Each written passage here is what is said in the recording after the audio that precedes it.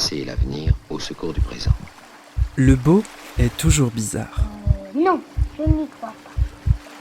Rien ne distingue les souvenirs des autres moments. Le bizarre est souvent beau. C'est cette bizarrerie qui le fait être particulièrement le beau. Le beau bizarre. Non, oui, pour moi, oui. De Zineb Souleimani.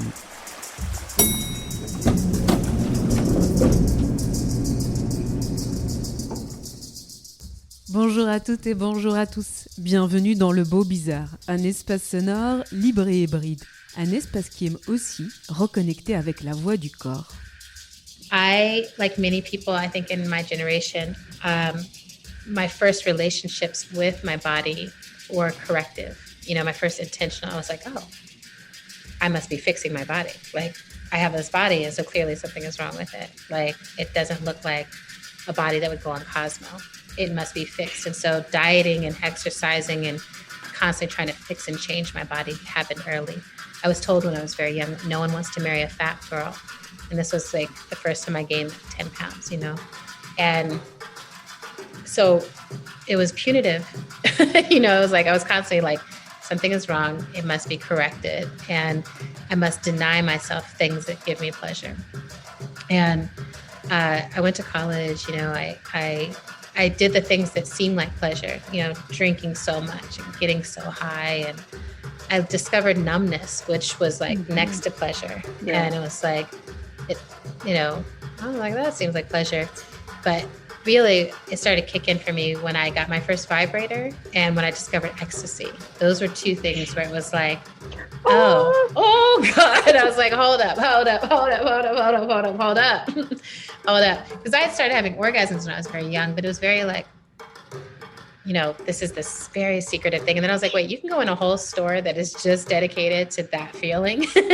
That was so mind-blowing for me. And I'm forever grateful to Babes in Toyland down on the Lower East Side. So I was just like, I remember the first time walking into that space and walking out with a thing that was mine. And it was just about my pleasure. And I would go through these days where I was just like, I'm just masturbating. Basically, that's my whole purpose today. I just have like orgasm after orgasm. And probably I was going too far, doing too much, but I was just like, I felt so alive. I was like, I don't need anything else. I'm feeling myself. Like I could feel, you know, the wiring inside my body. I was like, this is connected to this, is connected to that. Like, it just felt like such an internal discovery. Et la voix d'Adrienne Marie Brown pour ouvrir un épisode qui tente de questionner la notion du plaisir. À travers Turn On, une pièce chorégraphique qui prend pour motif central le plaisir féminin. Elle est signée Soraya Leila Emery, qui est mon invitée dans ce 77e épisode du Beau Bizarre.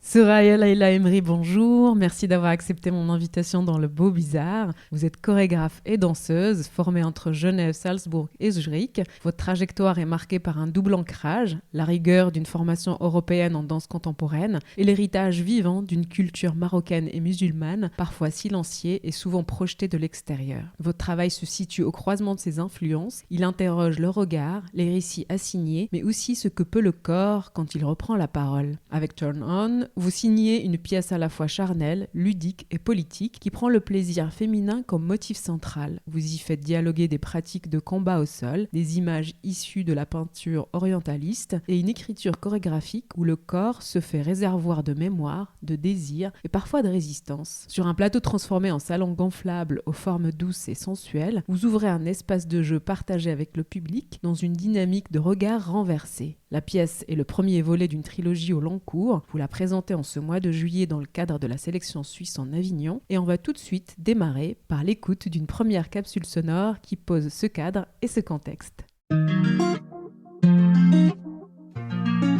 Donc Esther Velger-Barbosa, directrice de la sélection suisse en Avignon. Je prépare ma 3e édition. La sélection suisse en Avignon, rapidement, est un dispositif de promotion de la création suisse contemporaine dans les domaines du théâtre, de la danse et de la performance. Ça se caractérise par une programmation d'artistes suisses dans le cadre du Festival d'Avignon. Soraya Leila Emery, que j'ai découvert il y a quelques mois, en octobre.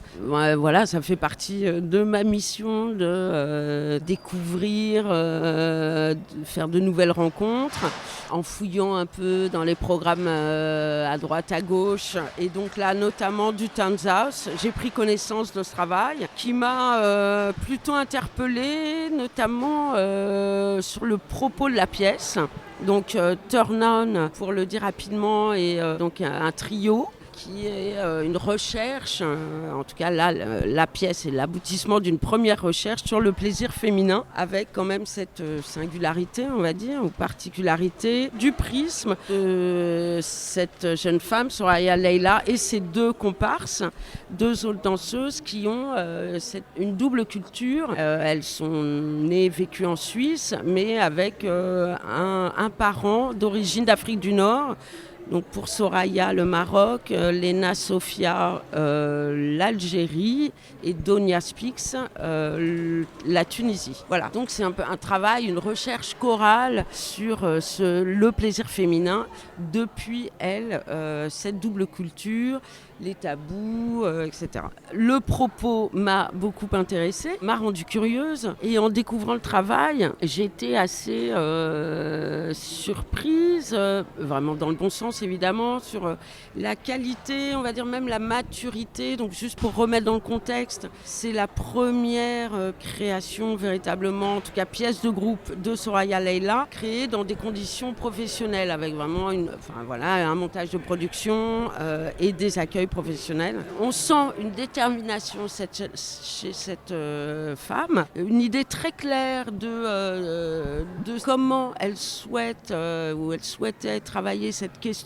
avec ses deux autres interprètes danseuses. Et je trouve l'écriture assez fine et tous les choix qu'elle fait, que ça soit la scénographie, la lumière, la question aussi de la relation au public est assez importante dans cette pièce. Et si j'ai bien compris, plus largement dans son travail, en tout cas c'est une préoccupation qu'elle a. Et je trouve que tout ça est très très bien ficelé, très bien orchestré. Elles utilisent dans cette pièce différents langages chorégraphiques. Elles se sont formées à des danses ou en tout cas des sports un peu d'arts martiaux. Donc il y a vraiment un mélange, une rencontre entre différents langages. Et cette pièce Turn On est le premier épisode d'une trilogie qu'elle démarre avec Turn On sur donc le plaisir féminin. Donc elle va continuer à creuser cette question. Et donc elle prépare un solo qui s'intitule Coming Soon, qui sera créé la saison prochaine au Townshouse, au Townshouse à Zurich. En effet, quand je travaille sur on va dire la constitution de cette sélection, j'ai toujours quand même, il y a évidemment différents critères que je me suis un peu pas imposés, mais en tout cas qui sont assez clairs pour moi. Et notamment, il y a cette question de la diffusion, en tout cas du potentiel de diffusion, en tout cas du développement du travail des artistes présentés. Et oui, il me semble que ce travail en particulier, mais plus généralement le travail de Soraya Leila, a un vrai potentiel, notamment sa façon très claire de voir comment elle souhaite structurer son travail, son répertoire. Elle en parle très bien, je trouve. Voilà, elle a, comme on dit, la tête bien sur ses épaules et bien construite. Oui, je pense qu'elle a un talent, un vrai talent. Et on verra. C'est toujours l'enjeu, on verra, mais ce qu'il adviendra. Mais oui, je pense qu'il y a un potentiel. Aussi, évidemment, les questions qu'elle pose, cette question du plaisir féminin d'une part, mais le prisme choisi, il me semble très très intéressant.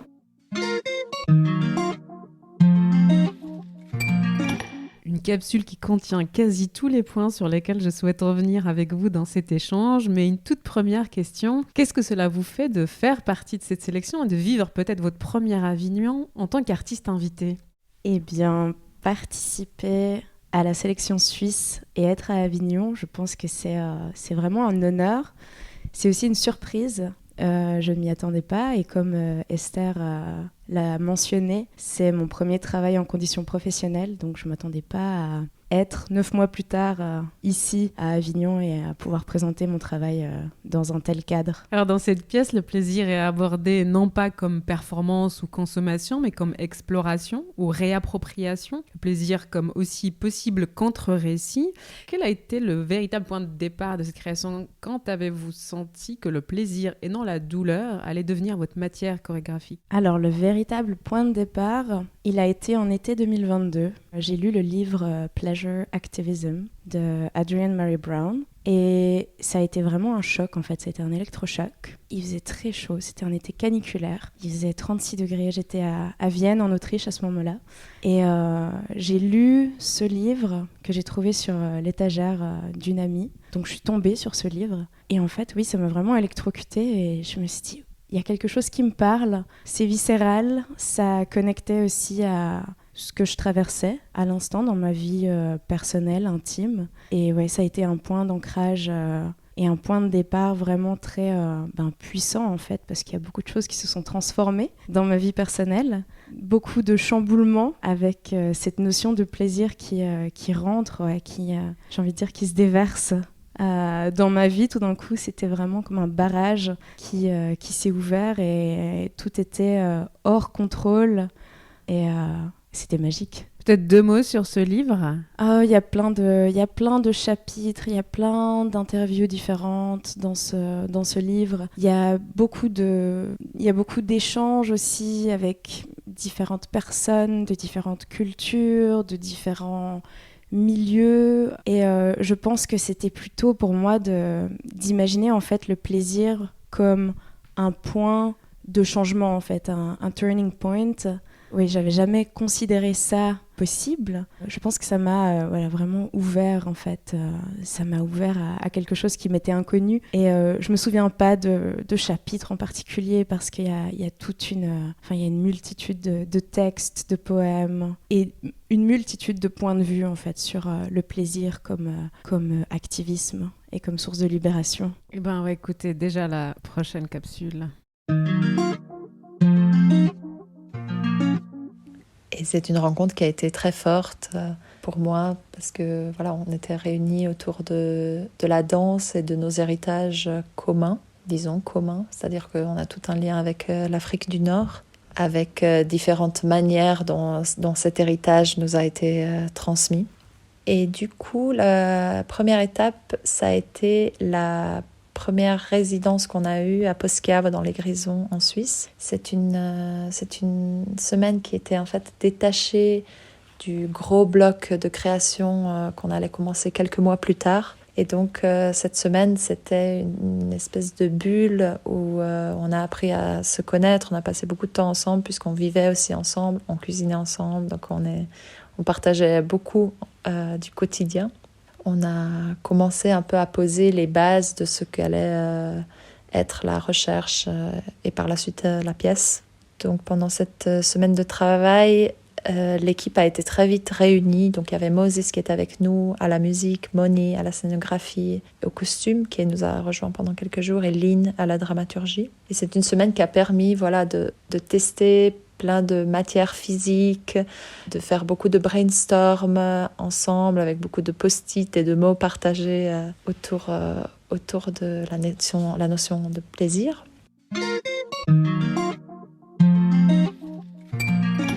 Une première capsule avec la voix de Léna, l'une des 2 interprètes que vous avez réunies autour de vous, avec chacune cet héritage commun venu du Maghreb. On va en parler plus tard de ce point-là, mais je voudrais continuer de creuser la question du plaisir comme matériau, un motif chorégraphique et une dramaturgie que vous avez donc dû transmettre à une équipe là plurielle comme le disait Léna. Mais comment vous avez cherché à traduire cette sensation aussi subjective et souvent intériorisée en forme, en rythme, en tension physique, à travailler avec toute une équipe? l'équipe? Pour moi, d'abord, comme motif de processus de travail, j'ai cette phrase qui m'accompagne qui est « tout est matériel à création ». Et surtout, comme Léna dit, dans cette première semaine, c'est vraiment une bulle et qui a aussi continué après, en fait, où tout est autorisé, où tout est possible. On peut fantasmer, on peut jouer, on peut s'amuser, on va essayer, on va questionner. Et donc vraiment, au début aussi, ce qui est important pour moi, c'est que chacune dans l'équipe, en fait, puisse mettre des mots et en fait, de manière égale entre chorégraphe, interprète, scénographe, musicien, musicienne, dramaturge, chacun puisse mettre des mots sur l'expérience du plaisir, parce que je pense aussi qu'on partage tous, toutes une vision différente et qu'on collabore tous et toutes à cette vision qu'on va ensuite faire prendre forme, qu'on va sculpter, et chacune était invité à contribuer, à définir, à jouer à des jeux, définir la notion de plaisir, à jouer à des jeux aussi, parce que pour moi c'est cette notion de ludicité aussi, de jouer ensemble, de chercher, est très importante. Donc au début, c'était vraiment, on ouvre le champ des possibles, on fantasme. Et je pense que c'était vraiment le point de départ de la création. La dimension ludique, on va y revenir. Mais cette notion-là du plaisir, elle est souvent représentée par le climax. Et vous parlez plutôt de vagues, de relâchement, de soupirs. Est-ce que c'est aussi une manière de déplacer et de sortir du modèle un peu patriarcal de la dramaturgie même du désir, en fait, qui est juste ce moment de l'explosion? Absolument.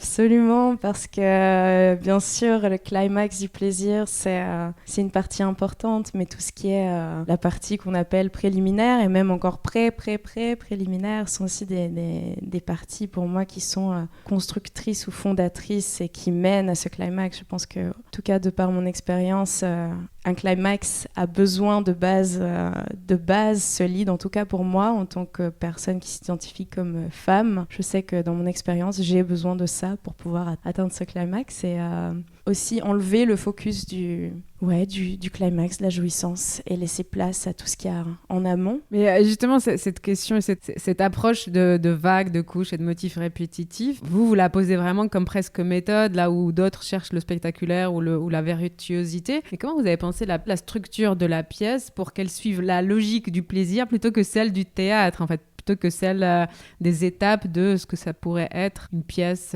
scénique? Il y a eu une différence assez cruciale qui a été faite avec Lynn, donc qui m'a accompagnée pour la dramaturgie, parce qu'on a développé en fait au début des sortes de partitions chorégraphiques qui partaient en fait des contributions donc de l'équipe sur qu'est-ce que le plaisir, qu'est-ce qui procure du plaisir, et à partir de là j'ai sélectionné certaines pour en faire des partitions. Et à ce moment-là il a fallu définir en fait, est-ce que en faisant cette partition j'éprouve du plaisir, donc en la faisant physiquement ça m'amène à du plaisir, ou est-ce que je me rappelle en fait comment c'était et j'essaye de reproduire ce plaisir. Et je pense que c'était un point de départ important de distinction, et on a essayé les deux et on a tout mélangé, parce que j'adore mélanger les choses aussi. Donc après, moi j'adore en fait disséquer la matière, l'assembler, la réassembler, que ça se transforme. J'adore en fait toute cette digestion de matière. Donc c'est assez difficile en fait de tracer tout le processus, mais il y a vraiment eu un processus de digestion qui a été fait et qui est devenu en fait quelque chose de vraiment, vraiment différent. Et dans l'assemblage aussi de la dramaturgie, je sais que j'ai un peu l'esprit d'un colibri, on m'a dit. Donc j'adore mettre plein de choses ensemble et j'adore en fait trouver aussi des connexions, comment ces parties en fait se connectent, qu'est-ce qui fait sens sensuellement, qu'est-ce qui fait sens physiquement, qu'est-ce qui fait sens dramaturgiquement, et essayer d'assembler ces pièces de puzzle ultra digérées qui sont devenues autre chose et qui en fait constituent Turn On, et qui fait que Turn On a plusieurs tableaux et tout un développement chorégraphique et dramaturgique. Alors justement, Turn On est né d'un élan autobiographique, mais rapidement, il y a eu ce passage du jeu au nous. Comment cette bascule, elle s'est faite? À quel moment vous avez compris que pour ce premier volet, il vous faudra passer par le groupe? Alors, je pense que c'était vraiment un désir, en fait, parce que tous mes travaux précédents étaient des solos que j'ai moi-même interprétés ou que j'ai créés pour des interprètes. Et je pense que j'avais juste simplement, en fait, d'essayer quelque chose de nouveau. Donc, comme désir premier, et puis ensuite après aussi de manière plus cérébrale aussi d'apporter différentes voix, différentes perspectives, parce que je pense pas que je peux être représentante du plaisir féminin. Alors, en tout cas, je ne me pense pas comme ça et c'était aussi important d'apporter d'autres voix et d'apporter d'autres points de vue. Et justement, vous avez réuni donc 3 interprètes d'origine maghrébine. Ensemble, vous formez ce chœur multiple, à la fois enraciné et mouvant. Mais qu'est-ce que cela change politiquement, esthétiquement peut-être aussi, de travailler entre femmes issues d'un même horizon culturel dans un espace aussi intime que celui du plaisir? Pour moi, le changement le plus flagrant, en fait, ça a été la résonance. En fait, très vite, j'ai trouvé de la résonance à une part de mon éducation, à des histoires qui étaient en fait finalement partagées. Et peut-être ces histoires que j'avais partagées avec d'autres personnes aussi proches de moi, mais qui ne partageaient pas en fait cette même culture, ce même prisme. Et ouais, pour moi, c'était vraiment radical en fait. Ouais, de vibrer ensemble, de se comprendre en fait peut-être sans trop avoir à parler. Et à partir de septembre 2024, on a commencé le gros bloc de création. Donc ici, on a développé plusieurs axes. Tout d'abord, toutes les matières chorégraphiques qui ont nourri la pièce. Donc on a eu des entraînements de jiu-jitsu brésilien avec des techniques de grappling et de self-defense aussi. Et ça, c'est un vocabulaire qui a pas mal nourri différentes parties de la pièce, dans des trios, mais aussi dans des solos. On a aussi beaucoup travaillé au niveau des isolations, c'est-à-dire isolation de tête, tronc, bassin, de manière circulaire, de manière percussive. Du coup, il y a eu aussi beaucoup le rythme qui entrait en jeu. Et on a aussi développé des matières plus personnelles et plus propres à ce que nos corps portaient déjà en eux comme héritage de mouvements et de pratiques corporelles. Et ça découlait aussi de comment on dialoguait avec les propositions de Soraya et avec ce processus de travail spécifiquement. Et au-delà de ces matières plus chorégraphiques, il y a eu aussi... j'ai envie de nommer la scénographie parce que la scénographie a pas mal déterminé le cadre de la pièce. C'est-à-dire que c'est une pièce où on invite les gens à venir se joindre à nous, chez nous, du coup dans une sorte de salon confortable, rose, doux, moelleux. Et donc ça a pas mal donné le ton à la pièce, je dirais, parce que ça crée cet espace où on est maîtresse du lieu dans lequel on invite le public. Alors, aujourd'hui, on va faire ce qu'on appelle un trivial poursuite. Nous, on l'a appelé le trivial poursuite du consentement. C'est quoi le consentement ? Eh bien, c'est bien la question. C'est moi, je crois savoir ce que c'est. Vas-y, dis-nous. Le consentement, c'est par exemple, tu demandes à une personne de jouer à touche-touche. Ouais. Elle veut pas, mais tu insistes. Ouais. Donc ça, c'est le consentement, il est pas respecté. Alors que si elle dit oui pour jouer à cache-cache ou à touche-touche, bah là, le consentement, il est respecté. Exactement. On demande d'abord, on pose la question. Ça, c'est la première règle du consentement. À votre avis, c'est quoi la deuxième règle ? J'attends sa réponse. J'attends la réponse, exactement. C'est-à-dire que si je demande à Faten de toucher ses cheveux, si je lui touche directement ses cheveux, est-ce que le consentement, il est respecté ? Non. Et la troisième règle, à votre avis, c'est quoi ? Si elle dit non, on n'insiste pas. Et Ouais. si elle dit oui, on peut. Donc les 3 règles, je demande, j'attends et je respecte. Et là, vous avez les 3 règles pour respecter le consentement. C'est bon pour vous ? Après, il y a d'autres choses qui ont fait partie du processus de turn-on. Je vais peut-être nommer aussi les pratiques, practice of consent, pratiques du consentement, qui sont en fait des formulations qui consistent à demander à l'autre s'il est d'accord de nous faire quelque chose, ou bien de demander si l'autre est d'accord qu'on lui fasse quelque chose. Et je la nomme aussi parce que c'est quelque chose qui en fait a été finalement intégré à l'intérieur de la pièce. Ça fait partie en fait des interactions avec le public.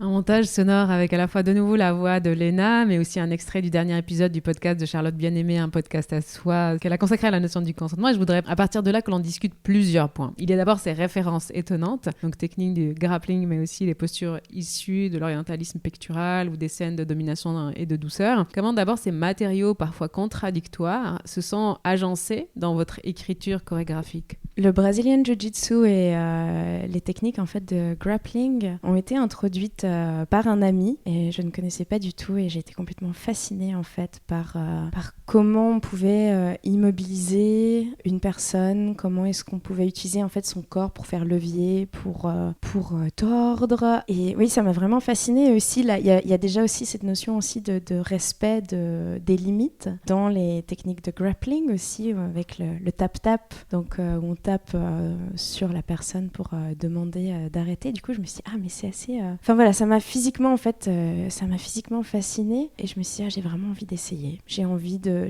tester et j'ai pris des cours et ça m'a vraiment plu aussi, cette notion de domination, soumission aussi, d'essayer de prendre le dessus, mais tout en respectant quand même les limites de l'autre. Et puis l'inspiration, donc à la musique, aux percussions orientales, je pense que ça fait juste partie de moi. Je sais pas, c'est la maison, c'est vraiment la maison. Il y a un truc de cosy et ça me parle et j'adore les textures des sons aussi, le rail, enfin voilà, c'est tout un univers qui me parle. Et les peintures orientalistes, donc ça c'est aussi un des autres champs que j'explore. C'est un peu plus... ça a commencé en 2020 et ce sera aussi la continuité donc, du prochain travail, Coming Soon. Parce que dans Turn On, j'ai vraiment découvert quelque chose d'encore plus de matière. En fait, on y a touché à Turn On, à ces peintures orientalistes, mais j'ai vraiment envie d'aller le chercher, d'aller voir qu'est-ce qu'il y a vraiment derrière. Et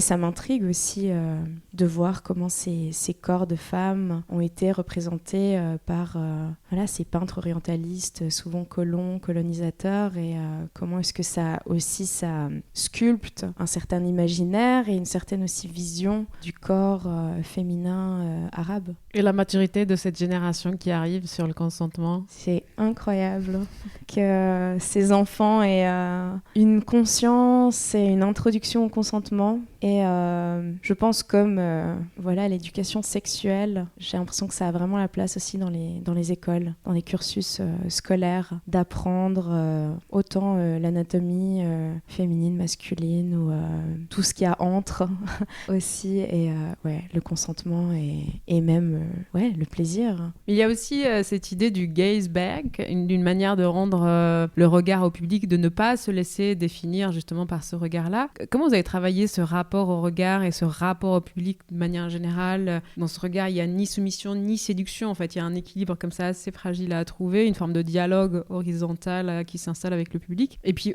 cette démarche de sonder le consentement du public, justement, elle le racontait Léna. Le quatrième mur, vous le démontez. Ouais, et ce dès le départ, ça c'était par rapport à ce quatrième mur, pour moi c'est très très important.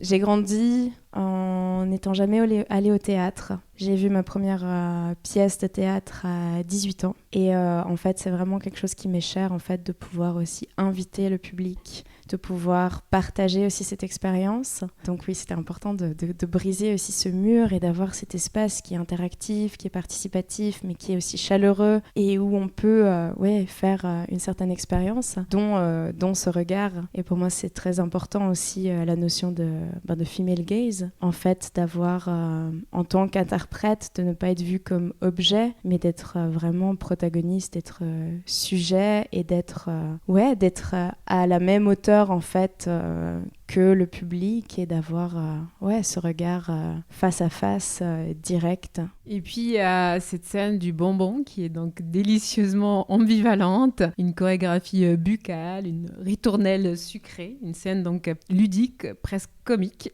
qui cache aussi une critique de la consommation, voire du capitalisme du désir. Comment vous avez composé cette scène sensorielle, textuelle, et est-ce que c'est aussi important peut-être pour vous que le plaisir sur scène ne soit pas moralement pur, ou qu'il y ait aussi quelque chose du trouble, du glissant ou de l'addictif peut-être? Ouais, il y avait surtout en fait la volonté d'inviter le public à aussi goûter, d'ouvrir vraiment tous les sens, parce que quand on va à un spectacle de danse, les sens qui sont activés, c'est principalement la vue, l'ouïe, et on se disait comment est-ce qu'on peut activer aussi d'autres sens. Donc il y a le toucher aussi, de par la scénographie qui est toute douce et qui invite vraiment à être caressée. Et puis il nous manquait le goût. Et puis pour moi c'est aussi une manière d'explorer la chorégraphie, mais qui n'est pas forcément à travers le corps et l'espace, mais qui est en fait dans la bouche de chaque personne du public et qui la performe aussi. Donc c'est aussi une manière de participer et d'être invité, et en même temps peut-être aussi d'être un peu pris au piège, parce qu'on mange aussi ce bonbon, on en veut aussi un autre, et aussi d'avoir ce jeu avec Donia, l'interprète. Et donc cette scénographie, parlons-en. Donc c'est un salon gonflable, doux, poreux, organique, qui évoque tout autant la maison que le clitoris, que le terrain de jeu ou de lutte. Donc c'est une scénographie qui peut aussi faire penser à un harem, à un dojo ou à un salon marocain, puisque gonflable, donc modulable et sensuel. Est-ce que vous pouvez raconter comment cette scénographie a pris forme, et qu'est-ce que vous vouliez peut-être aussi que le public ressente ou désapprenne à travers cette manipulation possible des éléments de scénographie? Et la question de l'ambivalence aussi, l'ambivalence dans le mou aussi, dans le doux, dans le rose, dans ce que ça convoque aussi comme imaginaire. Oui, alors exactement, en fait c'était vraiment ça, l'inspiration de départ, c'était entre un tatami, entre un salon marocain. C'était vraiment les deux inspirations de base, et j'arrivais pas à choisir non plus dans quelle direction. Mais je pense que l'esprit salon marocain en fait était important pour moi aussi, d'avoir, je sais pas pourquoi j'avais cette vision d'avoir les gens en fait autour, et de pas avoir ce mur en fait d'une tribune, d'un public assis dans le noir. Je pense peut-être ça me fait un petit peu peur. Donc oui, et puis après c'est Moni Vespi, donc la scénographe, qui est venue avec cette idée géniale, parce qu'on devait aussi jouer la pièce en fait avec une soirée partagée, donc il fallait que ce soit mobile, facilement déplaçable, et qu'elle avait déjà travaillé avec des éléments qui se gonflent. Donc voilà, elle m'a proposé ça, et on a composé ensemble cette scénographie. Et puis en fait voilà, elle m'a dit bon, alors le tissu, tu veux quelle couleur? Et je lui ai juste dit couleur vulve. Et elle m'a dit alors on met quoi? On va mettre du brun, du rose, du violet. Bon, il a fallu faire aussi des choix plus techniques, ce qui était disponible. Donc voilà, et puis c'est vrai que ça aussi, la scénographie, comme l'a dit aussi Léna avant, en fait ça m'a beaucoup inspirée, parce que j'ai une manière très visuelle en fait, et très en fait pratique d'aborder la chorégraphie. Donc ça a ouvert en fait tout l'univers du bonbon. Une fois que j'ai eu la scénographie, je me suis dit mais on dirait une pyjama party. C'est étrange parce que c'est pas du tout des couleurs que j'avais en fait imaginées, et puis c'est vrai que ça a ouvert tout l'imaginaire en fait du candy shop, et puis en même temps c'était parfait parce que ça nous a aussi informés pour les costumes, et du coup d'avoir aussi des couleurs qui tranchent avec les costumes versus la scénographie qui est toute violette, rose brune, avec de la fourrure et du satin.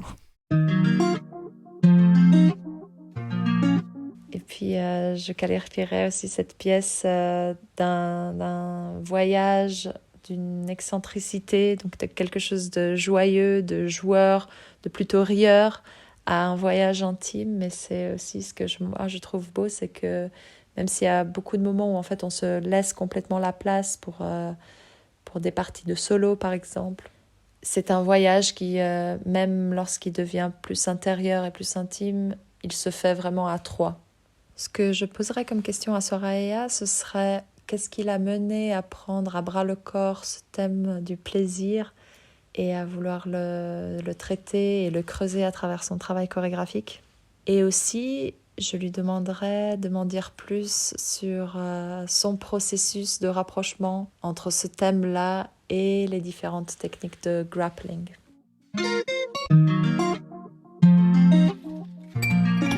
C'est ça aussi le beau bizarre, c'est partager l'autorité de la question. Donc c'est Léna qui vous pose la question. Mais je pense qu'en fait, combiner au début le plaisir et le grappling, je pense que ça a été en fait juste un point de rencontre en fait. J'ai rencontré ces deux choses en même temps dans ma vie, et l'une et l'autre faisaient sens. Elles font sens dans mon corps, dans la pièce, mais voilà, je pense que c'est juste cette hybridité, en fait, elles sont arrivées au même moment, et je me suis dit, si elles arrivent au même moment, c'est qu'elles ont peut-être l'une et l'autre un besoin de dialoguer, ou une envie de rencontre et c'est comme ça que ça a commencé. Expliquez ce que c'est la technique du grappling, peut-être. Le grappling, c'est en fait des manières de prendre un corps, de se battre, de se confronter pour en fait pouvoir soumettre l'autre personne et ensuite gagner un combat. Et dans le grappling, il y a plusieurs mots qui définissent ça, plusieurs techniques à l'intérieur, donc des takedowns, donc comment on va prendre une personne de la position verticale à la position horizontale, ou comment on va lock, donc on va faire des locks aussi, donc ça veut dire vraiment immobiliser la personne. Enfin voilà, il y a tout un parapluie de termes qui se regroupent sous le terme de grappling. Alors Léna le disait, ce n'est pas qu'un spectacle, en tout cas c'est une expérience sensorielle partagée littéralement presque avec le public. Est-ce que vous aviez une intention particulière de l'expérience du public, et surtout est-ce qu'il y a aussi l'idée qu'ils désapprennent quelque chose, qu'ils se déplacent aussi, le public, des attentes habituelles? Ouais, il y avait la première notion pour moi qui était ultra importante, c'était celle de plaisir, mais de plaisir partagé en fait. J'avais pas envie que ce soit juste un plaisir qui est représenté et pour eux et elles et eux en fait de témoigner de notre plaisir, mais j'avais vraiment envie de pouvoir en fait le partager avec le public. Et il y avait en fait toute une série d'images, de désirs en fait que j'avais dès le départ, qui était le début, c'est une fête. Et sans trop le savoir pourquoi, mais je me disais c'est une fête, vraiment le début. Et voilà aussi combiné avec ce que j'ai mentionné précédemment aussi, d'avoir cette envie aussi de pouvoir communiquer, de pouvoir être proche du public, de pouvoir... je sais pas si c'est vraiment désapprendre, mais j'ai l'impression que c'est plutôt en fait... Comme j'ai pas eu beaucoup d'expérience de spectacle en fait en tant que public jusqu'à peut-être mes 18-20 ans, j'imagine aussi d'une certaine manière un peu être une page blanche, de me dire il n'y a pas vraiment de code. On n'a pas forcément besoin de rentrer, d'aller s'asseoir à sa place et de regarder pendant 60 minutes, puis d'applaudir et de finir. Et puis de rentrer chez soi. Donc je pense qu'il y a aussi peut-être ça qui joue, et je me disais, en fait, je commence la pièce comme ça me parle. Et ensuite, oui, il y a eu un peu des... Voilà, j'ai dû aussi revenir un peu à la réalité, parce que c'est vrai qu'il y a un public, il y a toutes des normes de sécurité dans des théâtres, des choses comme ça qui sont aussi venues et qui ont aussi d'une certaine manière donner forme au projet. Mais voilà, je pense que c'était vraiment l'envie en fait d'explorer le plaisir comme ça me semblait juste, et de le partager et d'inviter, et que ce soit un espace vraiment d'expérience et de générosité. Alors, je le disais au début, Turn On s'inscrit dans une trilogie au long cours. Le second arrive bientôt. Le second volet arrive bientôt et s'intitule justement Coming Soon. Avant d'en dire 2 mots, je voudrais vous faire entendre une capsule sonore assez inédite et relativement longue.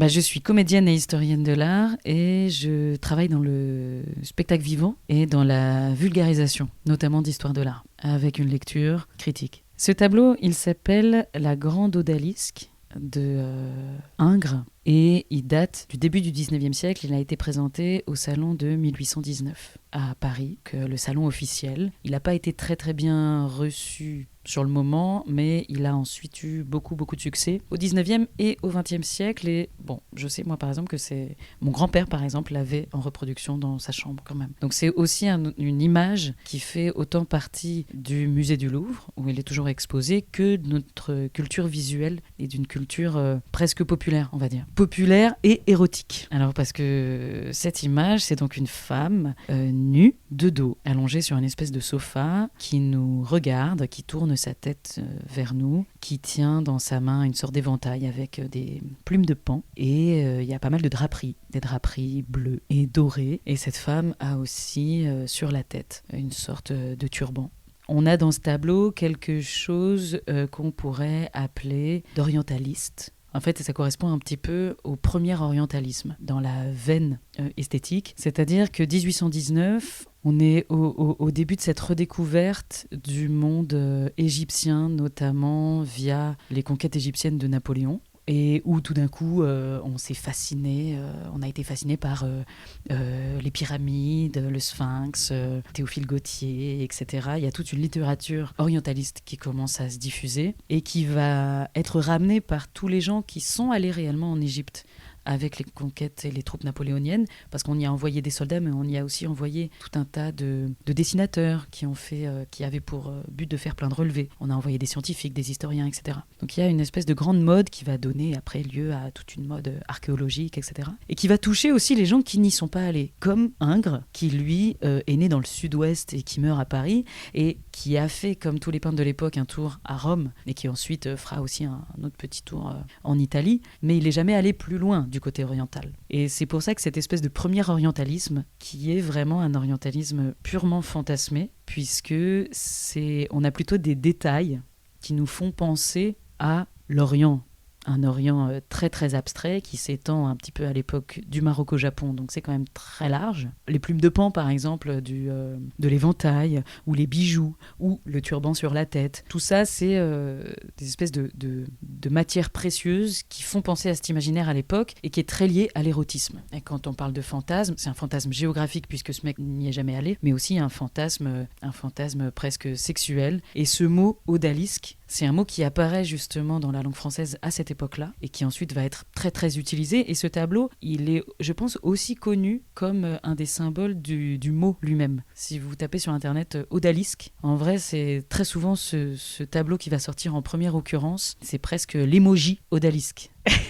Et l'odalisque, c'est un mot qui vient des langues turc-ottoman, et qui signifie, en turc-ottoman, qui signifie plutôt ce qui appartient à la chambre. Alors ça peut représenter à la fois des serviteurs de maison, et très vite ça va être lié un petit peu au monde du harem. Et pour les Européens, odalisque, ça veut dire une femme qui est dans un harem, et donc ce fantasme absolu de la femme qui passerait dans l'imaginaire tout son temps nue sur des sofas à s'éventer avec plein de bijoux, très bien maquillée, très belle, et qui attendrait tout simplement d'être regardée pour sa beauté et d'accueillir le désir de quelqu'un d'autre. Et c'est ça, cette grande odalisque, c'est le fantasme absolu de l'Européen du début du 19e siècle, qui reprend par ailleurs, c'est presque un fantasme syncrétique, puisque ça reprend aussi tous les codes de la peinture classique italienne. Et Ingres n'est jamais allé dans la partie orientale de la Méditerranée, mais il est allé en Italie, il a copié Raphaël, il a copié tous les grands maîtres de la Renaissance et du Quattrocento, et sa technique picturale, elle est très proche de cette technique un petit peu à l'ancienne, avec une touche hyper précise, c'est très léché. Disons, on voit pas les traits de pinceau. Il y a quelque chose de presque photographique, pour parler simplement, à la différence que tout est inventé. Et c'est ça aussi qu'on note généralement quand on parle de ce tableau, c'est-à-dire qu'on met très souvent en valeur les aberrations anatomiques de cette personne, qu'on dit qu'on ne peut pas faire cette position, que, alors, et des gens sont allés compter, apparemment elle aurait 1, 2 ou 3 vertèbres en plus que n'importe quel être humain, ce qui fait qu'un dos comme ça, en fait, personne ne l'a. Pareil, les positions des jambes, apparemment, même avec beaucoup de yoga, on ne peut pas les recréer. Et donc on est vraiment dans cette espèce de synthèse de la peinture classique italienne. Donc on est sur comme une Vénus d'Urbain, on est vraiment dans les Vénus à l'ancienne, les Vénus Renaissance, qui sont parfois nues, qui sont très souvent nues, qui sont parfois de dos, dans la Vénus au miroir par exemple de Velázquez, où elle est de dos mais elle nous regarde grâce à son miroir. Et là le fait que elle nous regarde par un retour de tête, et puis avec un érotisme du montré caché, puisque on la voit nue mais on ne fait que deviner son sein ou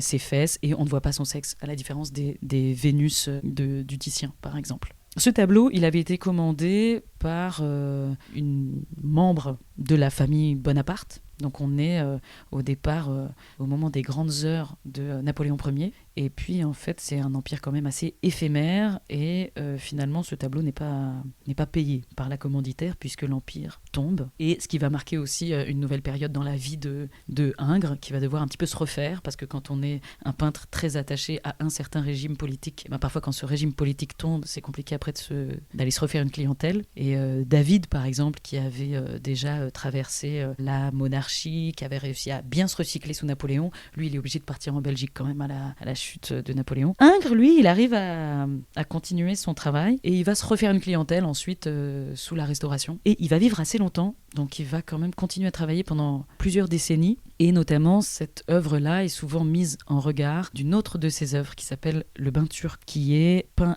vraiment juste avant sa mort, au début des années 1860, et qui représente là, à nouveau, une scène de harem tout aussi fantasmé, puisqu'entre-temps, il n'est pas plus allé en Turquie qu'ailleurs. Et donc, c'est tout un tas de femmes nues qui évoquent un peu cette grand-mère odalisque, mais là elles sont pleines dans un petit tableau rond, et c'est une commande un peu particulière qui est assez célèbre puisque ça fait partie des tableaux commandés par Khalil Bey, qui était diplomate et collectionneur d'art envoyé par l'Empire ottoman à Paris, et c'est lui qui avait notamment commandé aussi L'origine du monde à Gustave Courbet, et donc lui il était surtout collectionneur de tableaux érotiques, avec ce goût très particulier qui est le goût d'un orientaliste. Et donc le bain turc de Ingres, il est commandé par un Turc à des peintres français qui fantasment sur les harems turcs qui n'existent pas, mais par contre un diplomate turc qui lui sait qu'il ne peut demander des tableaux à ce point érotiques qu'à des peintres français, pour ensuite les ramener dans ses valises éventuellement, ou les revendre dans la valise diplomatique. Voilà, c'est ça. Et la valise diplomatique qu'il n'ouvrira pas avec son épouse, qui elle est restée à Constantinople évidemment.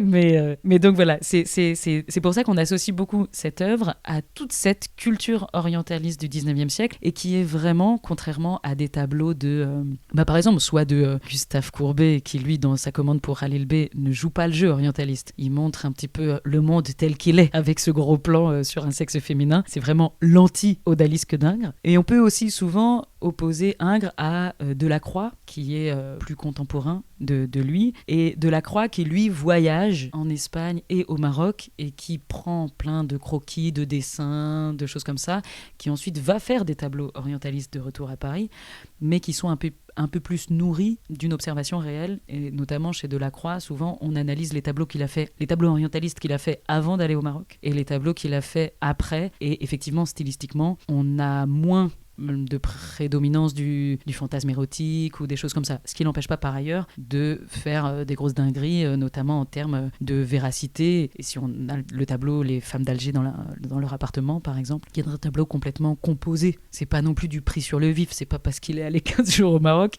que tout d'un coup il va se mettre à faire un truc hyper réaliste, quoi. Et par exemple dans Les femmes d'Alger dans leur appartement, on retrouve avec le personnage de la servante entre guillemets noire à la droite du tableau, on retrouve pareil la citation du Titien, et puis avec ces espèces de fausses arabesques qui évoquent une calligraphie arabe qui est en fait complètement insensée. Et dernière chose sur ce tableau, c'est que ce tableau, comme je disais, il est donc à la fois historiquement très représentatif d'une période et de ses problématiques, et à la fois il fait partie de la culture populaire, et il n'était pas connu que de mon grand-père, puisque en fait ce tableau il a été repris dans plein d'œuvres ou cité, mais pour moi la citation la plus célèbre c'est en 1989 quand les Guerrilla Girls à New York s'emparent de ce tableau comme pour réaliser leur première affiche militante. Les Guerrilla Girls, c'est un groupe de jeunes femmes artistes et féministes qui vont pour la première fois s'interroger et interroger le public sur le peu de femmes artistes vivantes exposées dans les musées occidentaux dans les années 80, mais c'est toujours le cas en réalité. Et notamment leur première affiche, c'est une grande affiche où il y a l'odalisque d'Ingres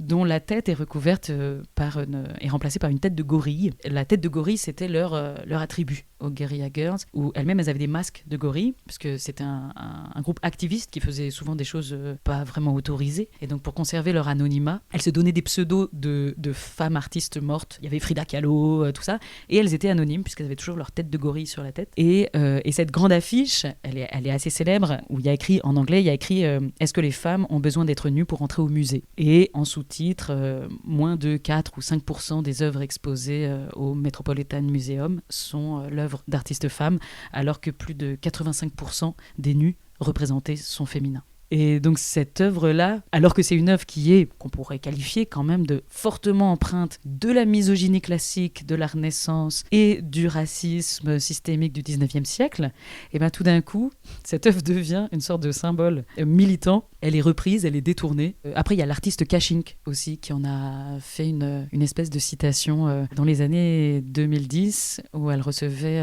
c'est une street artiste qui avait reçu la commande d'une grande fresque pour Amnesty International, et elle avait repris, elle aussi, l'odalisque d'Ingres, mais avec son code de représentation, c'est-à-dire une femme faite de plein de couleurs flashy, avec une petite moustache, 4 yeux, et avec la mention, je crois que c'était mon corps, mes choix, quelque chose comme ça.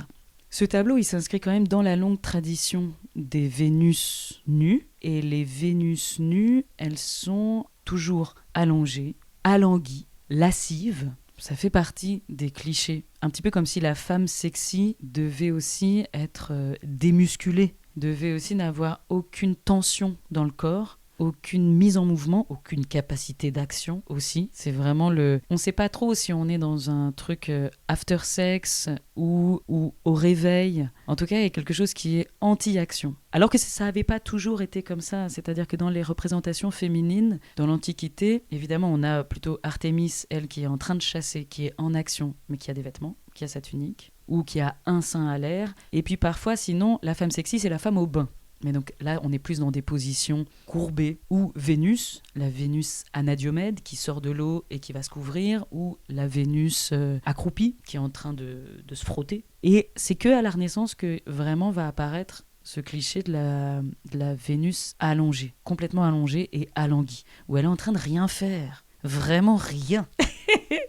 Et c'est ça qui va devenir après le comble de l'érotisme. Et alors, ça commence aussi un peu avec Titien. Titien, il commence ce truc-là, il lance une tradition. Après, on a Velázquez qui retourne la tradition en retournant la Vénus au miroir, qui est de dos. Et qui s'inspire là peut-être aussi de l'Hermaphrodite. L'Hermaphrodite qui est une sculpture antique, mais qui est redécouverte et re-exposée beaucoup au XVIIe siècle, avec un nouveau tapis du Bernin. Et l'Hermaphrodite est un petit peu comme notre odalisque, c'est-à-dire qu'on ne peut pas voir tout le corps en même temps. Soit on voit ses fesses et son visage, soit on voit ses seins et son sexe. Or, dans Hermaphrodite, on se rend compte que si on est d'un côté, on peut penser que c'est une femme, et puis quand on est de l'autre côté, on découvre qu'en fait, Hermaphrodite a un sexe masculin. Et donc peut-être que Velázquez, quand il a créé le type de la Vénus de dos, il s'est inspiré de ça. Et ensuite, ça va aller de toutes les réinterprétations, et on va la voir un petit peu dans tous les sens. Ce type de la Vénus ou l'odalisque, qui est en fait une Vénus orientalisée, de dos avec ce grand dos, c'est vraiment celui créé par Ingres, et donc qui vient s'ajouter au catalogue, qui est déjà un catalogue mental très présent au XIXe siècle. Et au XXe siècle, quand on va créer la photographie, en fait les premiers photographes vont souvent créer leur composition en s'inspirant de la peinture et de ce qu'ils ont eux aussi dans leur mémoire rétinienne. Et donc c'est assez logiquement qu'on va retrouver au début de la photographie des poses inspirées de la peinture. Et notamment toute la photographie érotique, qui est quand même une grande production au XIXe siècle, va beaucoup s'inspirer de l'érotisme, et notamment pour l'ethno-érotisme, alors qui est une branche, la branche racialiste de la photo porno, qui va mettre en scène soit des personnes issues des colonies, soit des personnes françaises qui n'ont rien à voir avec ces régions, mais qui vont être orientalisées avec des accessoires. Et des poses telles que la grande odalisque, ça va se retrouver aussi dans la photographie érotique. Et de ces photographies, ensuite, va naître à nouveau un autre catalogue de poses qui va être réutilisé dans la photographie de mode, qui va être réutilisé dans les magazines de mode, dans les gravures de mode, etc. Et tout cet érotisme-là, un peu aguicheur, il y a vraiment une continuité dans les postures jusqu'à l'apparition de la publicité et jusqu'à nous, nos imaginaires après marchands. Et je pense que c'est aussi pour ça que l'odalisque va traverser jusqu'aux guerrilla girls, c'est-à-dire jusqu'aux années 80, ce qui est un peu le summum de la communication visuelle. Et au summum de la communication visuelle, quand vous voulez faire une image choc et qui marche et qui soit l'essence même de qu'est-ce que c'est qu'une image de la femme aguicheuse, on met la grande odalisque. Parce que notre imaginaire s'est construit là-dessus, aussi avec cette espèce de montré caché. C'est vrai qu'elle a vraiment ça, et c'est aussi pour ça qu'on peut la mettre dans une chambre, ou pourquoi pas dans un salon, c'est qu'en fait on voit rien dans l'odalisque. Alors c'est ça qui excite beaucoup. Donc c'est amusant de voir comment cette œuvre, qui est fortement empreinte de tout un tas de trucs dégueulasses, en tout cas problématiques, va être reprise avec beaucoup de joie par des militantes au XXe et XXIe siècle. Voilà.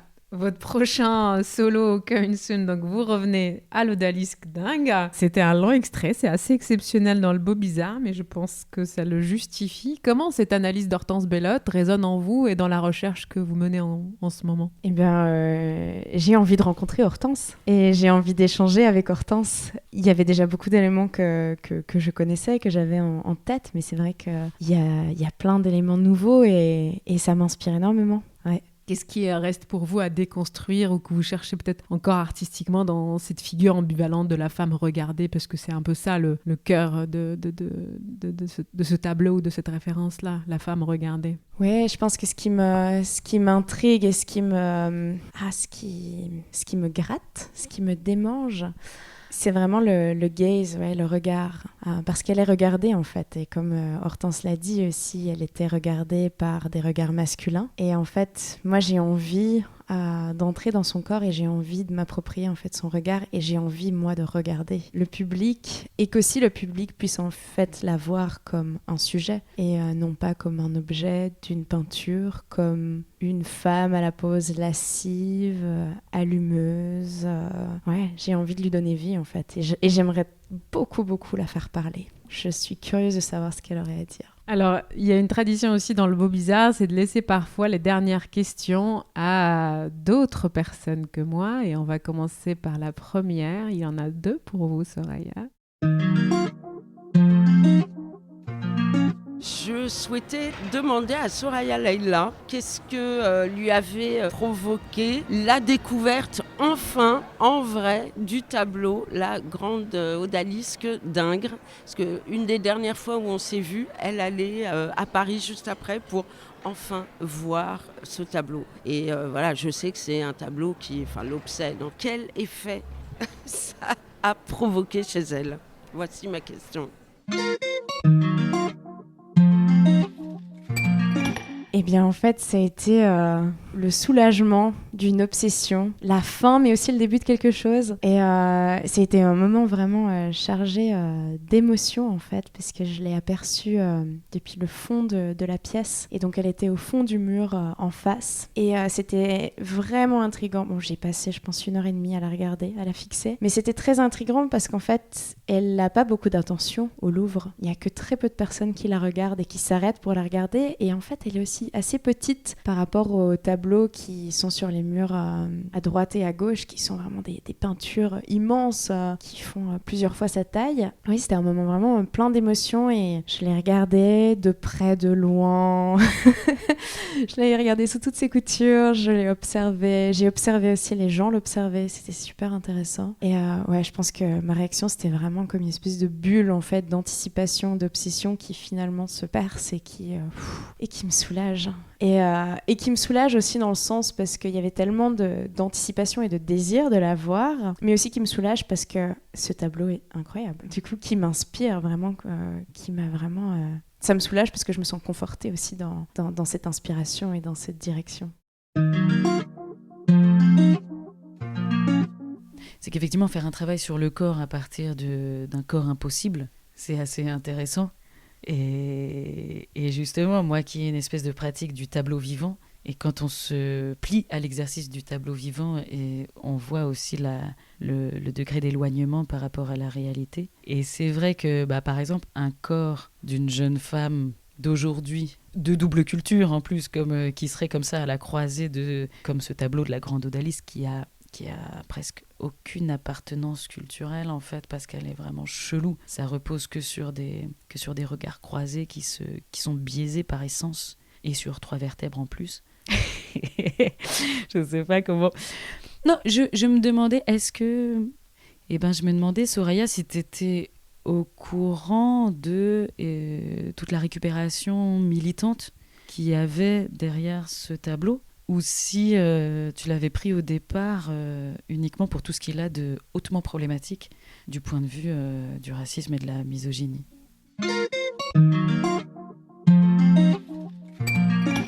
Alors oui, j'avais j'avais vu et j'avais conscience de l'utilisation de l'odalisque par les Guerrilla Girls. Et je pense qu'aussi ça a été un petit peu apprendre l'histoire de l'art et l'histoire des Guerrilla Girls à l'école. En fait, je pense que ça m'a aussi beaucoup marqué de voir que voilà, les femmes artistes étaient sous-représentées en tant qu'artistes elles-mêmes dans les musées, mais surreprésentées en termes de représentation de leur corps. Donc oui, après j'avais pas conscience de toutes les autres variations et que ça pouvait être l'épitome de la communication visuelle sur plusieurs siècles. Mais du coup, avec toutes les informations que aussi Hortense a fournies, ça me motive vraiment à vouloir encore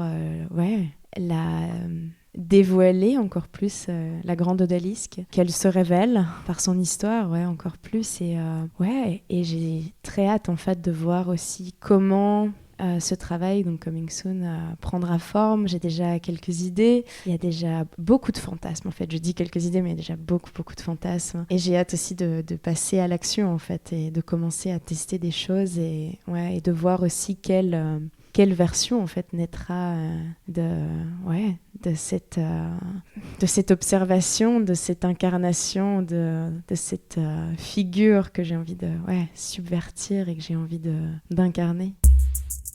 Coming Soon sera créé au Tanzhaus à Zurich en mars 2026. Mais d'ici là, Turn On est présenté dans le cadre de la sélection suisse en Avignon du 10 au 20 juillet 2025. C'était Le Beau Bizarre, un podcast du studio indépendant Audio Sauti, disponible sur les plateformes d'écoute. Et si vous appréciez ce travail, sachez qu'il est possible de le soutenir via une cagnotte Tipeee. Merci de votre écoute et merci de votre soutien.